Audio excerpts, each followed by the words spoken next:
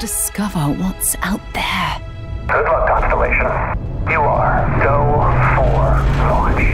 Hey everybody, welcome back to Backlog Banter. I'm your boy Abram, joined as usual by my whiny, ungrateful co-host Tucker Hazel. I'm here to talk about the fact that 2022 has no more games. What? But before we go ahead and invent a person to argue with, if you want to give us your thoughts on this topic, be sure to join our Discord link as usual. Top of the description and down there. Like the video, ring the bell, and subscribe to the channel because like half of you aren't subscribed. You rascals. Boo!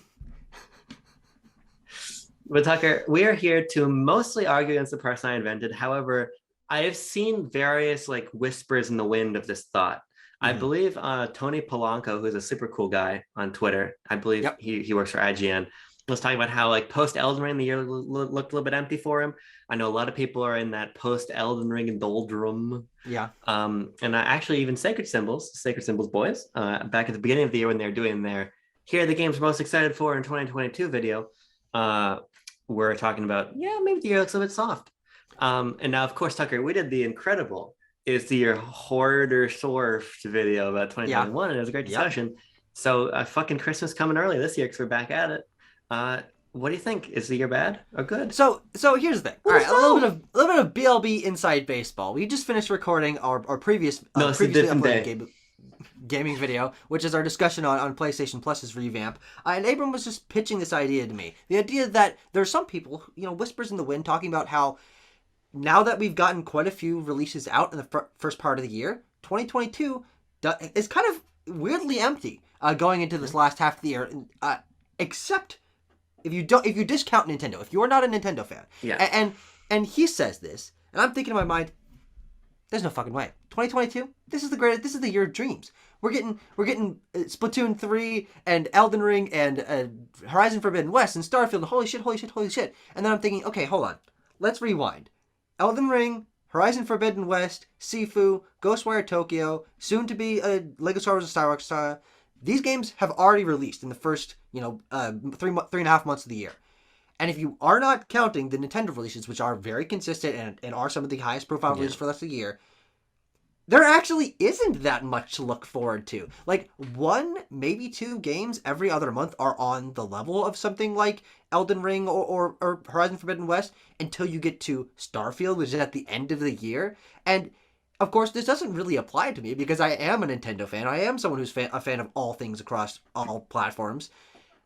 But if you're not counting Nintendo, and if you're not a Nintendo fan, it's kind of interesting that this year has been so front-loaded and then has to kind of spin its wheels at the back end of the year to fill itself out. Yeah, I think there's a couple of things competing here. Yeah. First of all, I think we're starting to really feel COVID issues with development. Sure. Second of all, a fucking year's worth of games already released in 2022, as you're saying, in those first 3.5 months. I mean, Pokemon, Kirby, Sifu, Horizon, Elden Ring, Tunic, Ghostwire. It's fucking crazy. Ollie World, Lego Star Wars, Gran Turismo, which is apparently a lot of shit, unfortunately. Oh, really? I haven't heard about that game at all. Well, you should look into what's happening with GT7. It's fucking crazy. But the point is, like, if that was the run of games we were discussing in December, then it would probably be a pretty good year, right? Mm-hmm. So I think that's kind of an important lens to contextualize this through. Of course. But nonetheless, I do generally agree with the sentiment that in terms of major releases, the year is looking pretty light moving forward. I was thinking back in my head because I don't even want to get into it. The point is I don't have my list of the games I'm most anticipating this year anymore. Yeah. But I was just trying to recall, like, my number one, Lego Star Wars: The Skywalker Saga, as of the time of recording this, comes out in 2 hours and 20 minutes. Okay. Oop. Kirby's out. The next gen patch for Cyberpunk is out.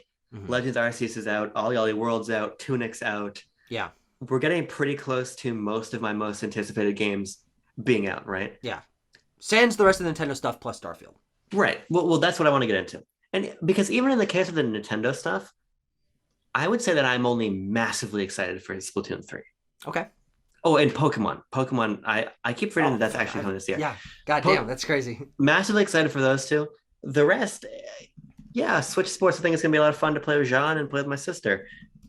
Looking forward to Mario Strikers. Mm-hmm. Maybe I'll play Fire Emblem game. Mm-hmm. Bayonetta 3 will probably be cool.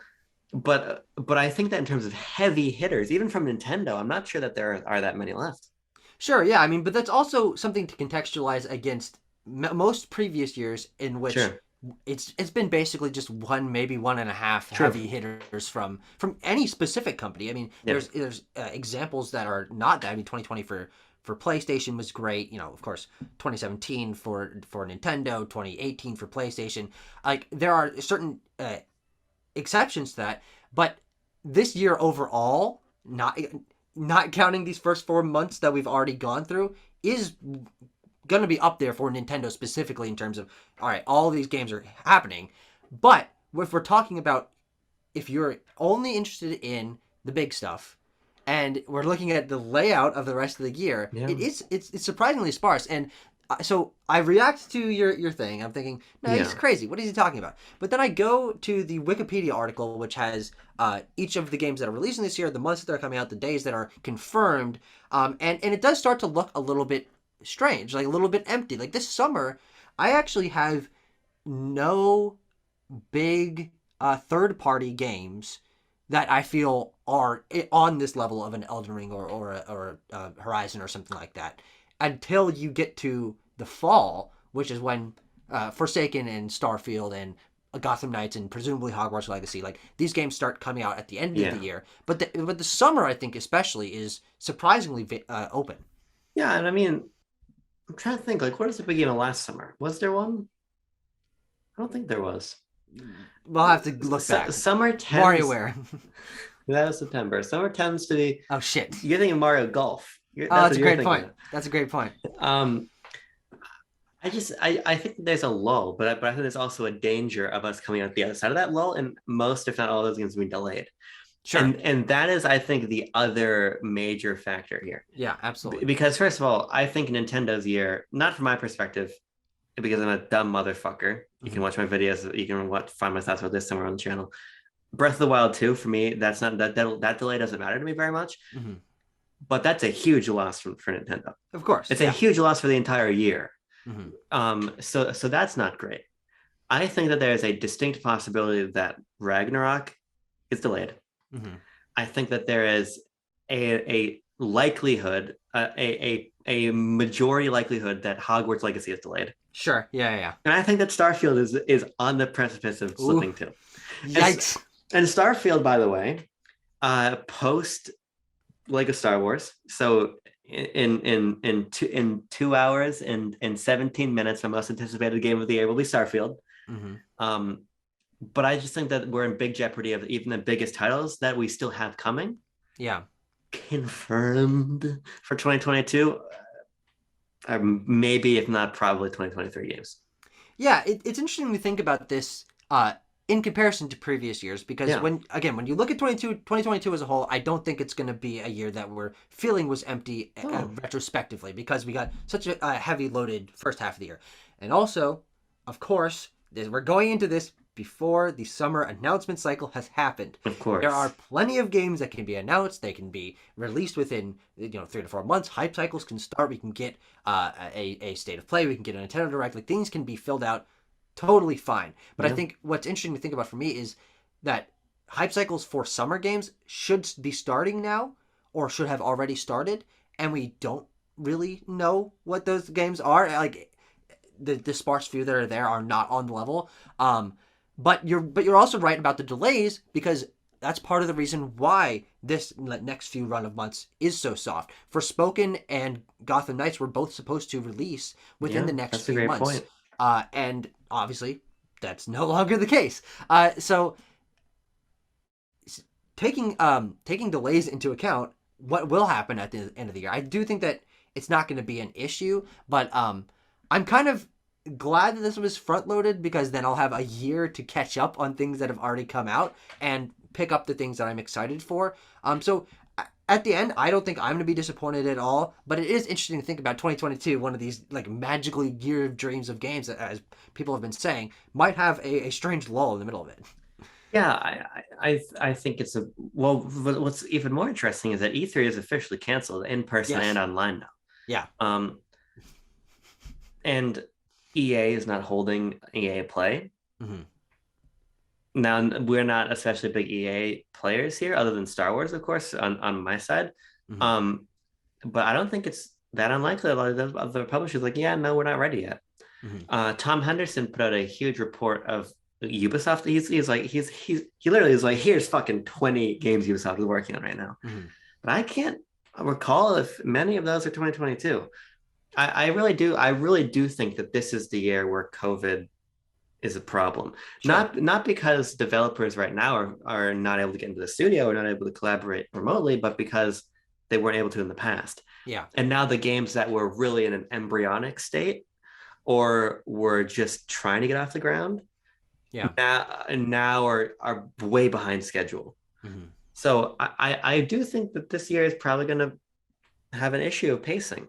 Mm-hmm. I think that's basically already been confirmed to us. Yeah, and if we're coming at this from this perspective of I'm the voice of God and I can command literally the entire industry to release games so it's perfectly placed across the entire year, I would have much rather this first 3 months not been as packed as it was. I mean, the review season that Blessing Jr. has been fucking touting is true. I mean, they were doing a review or two a week for the last 2 months because there's been a lot of big stuff happening. And it's interesting to think about how imbalanced that makes the year, because it's been bam, bam, bam, but all right, now we're slowing down. And I think you're right. The COVID thing is probably true. Except for these big games that are going to be what 2022 is remembered for, because I do think that these are the games that were, because of COVID, pushed out of 2020 and 2021 to be given more time to be better versions of the big games, the Elden Rings, the Splatoons, like all of that. And then they're going to release, and it's going to be fine, but it's that sort of B-tier stuff that we're confused about. Yeah, and again, I think it just comes back to that thread we're hanging on to. Because, like, would you consider Hogwarts Legacy to be a B-tier game? I don't know. Because my thing is, I think that could very genuinely and truly be the biggest game of the year. Okay.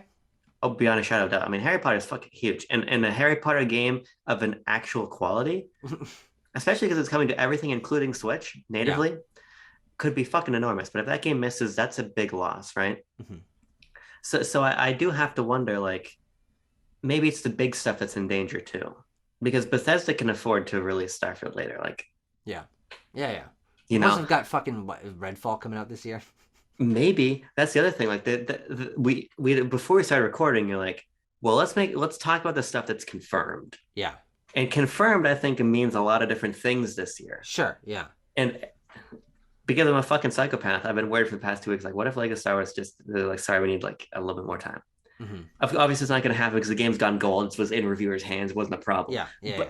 But if your game is releasing this fall, sorry, we need a couple more months. Mm-hmm. I don't think it's impossible that we end up with a spring 2023 that looks a lot like a spring 2022. That's what I would say. That's a good point. That's what I would say. Yeah. So what's on your radar? Just to generate. Are we still discounting Nintendo stuff for this? No, fuck it, put it all in. Who gives a shit? Nintendo makes video games. We're talking about video games. That's a great point. So of course, Switch Sports in 15 days. That's not true. That's not true. It comes out when we're back from PAX, because it comes out on the 29th and the 19th. Oh, I fucked up. I must have mispressed the key. All right, that's changed.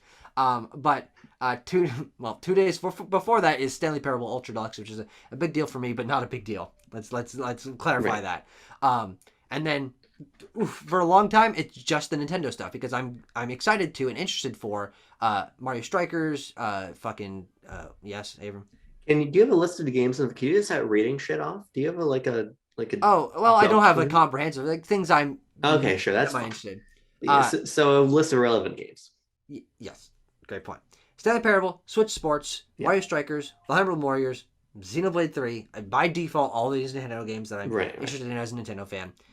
Forsaken, Pokemon Scarlet and Violet, Starfield, Stalker 2, Hogwarts Legacy, Gotham Knights, and Sonic Frontiers, and God of War 2. Like, these are quotes because we have no fucking clue. Like, a tentative 2022, as tentative as Breath of the Wild 2 was, and now it's not. Yeah, God, fucking Sonic Forces. That game's gonna release, huh? Nope, sometime. Frontiers.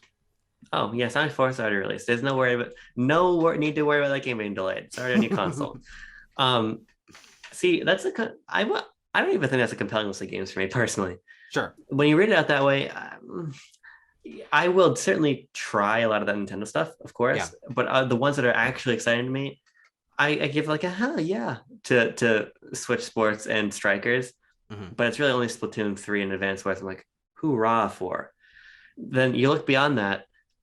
I'm going to play Stanley Parable because you want me to play Stanley Parable. Yeah. And this feels like the one recommendation of yours that I must pay heed to. I'm worried about that, man. I promise you I will play that game. I'll promise on camera right now. That in my pocket knife, I'll draw blood. No, that's not Holy true. Shit. But Hogwarts Legacy does not do a lot for me. Yeah, no. I'm going to buy that game though because I think Sean will really like it because she is a humongous Harry Potter fan. Mm-hmm. But even Gotham Knights, I think looks fine. I'll play it, but I think it looks fine. It really is. It's Starfield, Splatoon, and TMNT, the Cowabunga Collection, but also TMNT Shredder's Revenge. No Pokemon for you? And Pokemon, so there's 5. Okay. And I'm going to put it in there because I think the game is probably going to release this year, Jedi Fallen Order 2. Oh, okay. Yeah. That's the thing. There are some Dark Horse rumored games. The word on the street, if you fucking go down to your local corner store and you put your ear to the ground, you'll hear about a May 4th reveal for Jedi Fallen Order 2. Which that's 1 month away. Yeah. Specifically from recording. Which actually, believe it or not, on May the 4th, I can see a Star Wars game be announced. So I think there's opportunities for things like that to happen, but I do honestly think that when we get to the end of the year, like favorite games of the year lists, not just from us, but from everyone, will be dominated by the things that we have in our hands right now. Absolutely. I think that the question mark comes from will specifically Microsoft and Sony be able to turn their years around by confirming release dates within the second half of the year? Because as of now, there's I believe one first party Microsoft game confirmed for this year, which is Stalker 2. Okay. Stalker 2, which is that even first party? I don't. Well, it's on Game Pass. Young Horses. Game Pass Day 1. Young Horses, I believe, has been purchased by Microsoft, but the challenging thing there is that they are a Ukrainian studio. Okay. So we'll see what happens there. So the game has been indefinitely delayed, as far as I understand. Oh, that's right. Okay. So our best to Young Horses. Yeah, of course. So I'm taking that date off there then. Yeah. Believe it or not, a sensible reason to delay your game. So everyone's lives being in danger. Yes. Yes. Hellblade still maybe, but that's kind of it. I guess Starfield also. Starfield does count. Yes, of course it does. I kind of forgot about that. But Sony being in an even stranger position. Yes. Microsoft has one. Well, maybe if the Fair Trade Commission doesn't have anything to say about it. Mm-hmm. Microsoft has a huge first-party game releasing this year. Call of Duty? Call of Duty Modern Warfare 2. Yeah. Which I actually think could be quite compelling, but that's a side note. So Crossfire, they had Crossfire. Jesus Christ, and that turned out well for them, fucking didn't it? So last year, when we finished out the year, and we were talking about our discussion of if it was soft or not, most of our discussion came down to the fact that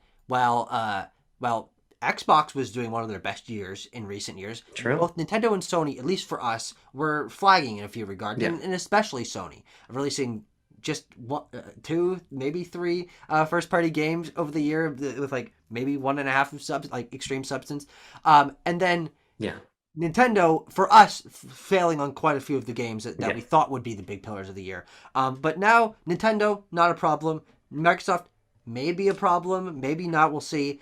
And then Sony, they sure did put out Ghostwire and Horizon and Gran Turismo already, didn't they?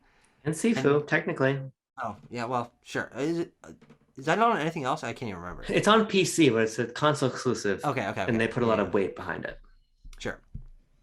But yeah. It's weird. It is strange. Because arguably... Well, so here's what's interesting about those games. Mm-hmm. Horizon reviewed very well, but it was immediately cannibalized by Elden Ring. Yeah. Gran Turismo is in a pile of shit right now because of microtransactions practices and all his online campaign, and it's unscheduled maintenance, which locked people out of the game. So that's not a very good success. Ghostwire Tokyo reviewed anywhere from like a fucking 6 to a 10. So that's not a very compelling exclusive either. Yeah. Really, what began as a potentially strong start to the year, I think ended up kind of being a Nintendo type situation where on paper, hey, this looks great. Yeah. In execution, So it really does come down to God of War if it's going to get delayed or not. Absolutely, absolutely. And of course, there still technically is time for a game to be announced and released, but nothing of extreme substance because we know what all their big studios are working on. Guerrilla's already put out their game. Yeah. Naughty Dog put out their big game. What? Unless PSVR 2 releases this holiday season. That's possible. Oh, Because Last of Us remake. What if that comes out? Ooh. Well, didn't the show get delayed until 2023? Because they might MLB. What? What? No. Sorry. Not MLB the show. The Last of Us show. Oh, I have no fucking clue. Last of Us. I actually believe MLB the show is out right now. If you bought the deluxe edition, okay, and maybe out on Friday for everybody else. I don't know or care. But I think that the Last of Us remake is a type of thing that releases like as the show premieres the show ends. I think Last of Us Factions is not on the table. Mm-hmm. There were people hooting and hollering about a Last of Us Part 2 Director's Cut plus Factions release. Because you got to think about like Ghost of Tsushima Director's Cut, Death Stranding Director's Cut. Those are pretty quick. Yeah. Showcase to release. So they could, but is that really exciting? Yeah. Well, yes. See, yes, it is. Now, here's what's interesting about that. Let's say they add 5 more hours to that game and add multiplayer. Yeah. To Last of Us Part 2. Would you buy that on day one and play through it? Last of Us Part 2? No, I'm sorry. I thought you said Last of Us. Last of Us Remake. I am excited for it, but sure. I don't know if I'm ready to re-experience Last of Us 2 yet. Yeah, because if that really, that's probably going to release. Yeah. Considering Sony's like, hey, what if we just release all of our games again and added a little bit to them? Yeah. I think this is one of the games where that works the worst. Sure. And this obviously is a discussion to have that actually comes to pass, but like, I don't know. I think you're right. I don't think they have time to announce anything major. Mm-hmm, mm-hmm. Unless unless it's PSVR 2. That's the only possible saving grace. Yeah. And even then, does that really count? PSVR was not a huge deal. They were. We do know the Horizon spin-off game. Call of the Mountain?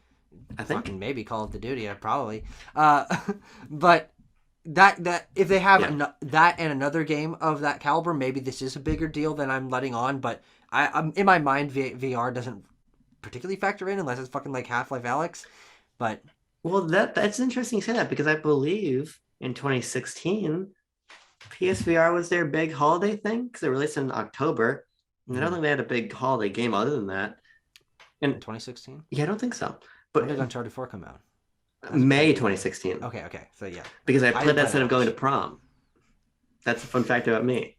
But I think they could, because new hardware, that's a big deal. Yeah, of course. Even if it's not new hardware that we're probably going to buy.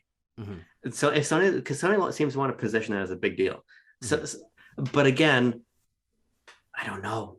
Yeah. Because even if you can make it, nobody can find a fucking PS5. Nobody wants, well, it's not true. People want to buy them when they see them.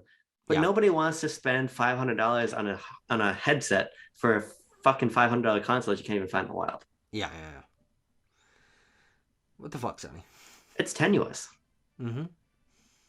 But I'm still excited for a good amount of games coming out. I think that maybe this year slowing down will end up being a good thing in the long run for me. And I do not think that looking back on 2022, we're going to feel that it was empty because we're going to be looking at this lineup of games that presumably includes Starfield and then, of course, Pokemon and Elden Ring and Horizon and all of that. It's not going to be an issue, but I think it'll be fun maybe on BLB to sort of check in every few months, be like, okay, what was announced? What? How is this filling out?